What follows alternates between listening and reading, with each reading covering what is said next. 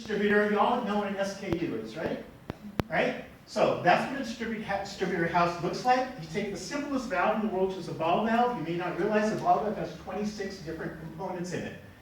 All the drip irrigation fittings. The average SKUs in a professional agricultural irrigation distribution house is 14,000 pieces, right?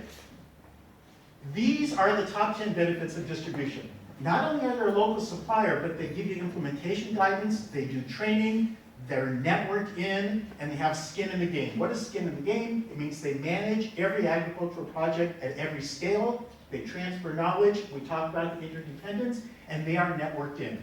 The science of irrigation, choosing the right methods, understanding where you need a pressure compensating emitter, not compensating emitter, understanding diseases, understanding exactly what you need to do week to week to week growing tomatoes, what you need to do week to week to week growing potatoes.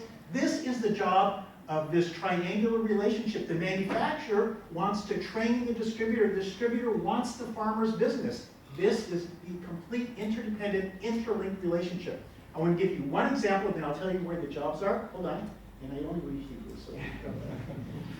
so this is a simple job in Kenya. Potatoes, the farmer was getting 15 to 20 metric tons per hectare, put in a drip irrigation system, and he was livid. He was told he would triple his production. Well, it was very sandy.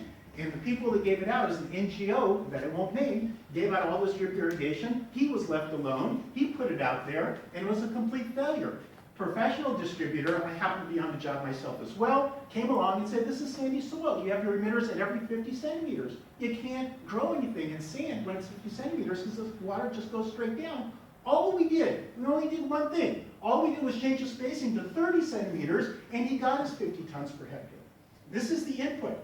We have to work at all scales, at the very large scale, at the smallholder scale, and we know there's a million constraints. I'm not overlooking these constraints. We have agronomic constraints, we have water scarcity, we have legal constraints, governance, technology, pricing structures. We all know what these constraints are. But I'm saying, if we navigate all these constraints, we still won't accomplish anything unless we find a place where we can land this model. So where are the people to work here? Well, here is the farm and non-farm employment. The gray is non-farm employment in LDCs, in least developed countries, and this is least developed countries in Africa. We can take these people and move them over here. We have a whole base of people who are working in jobs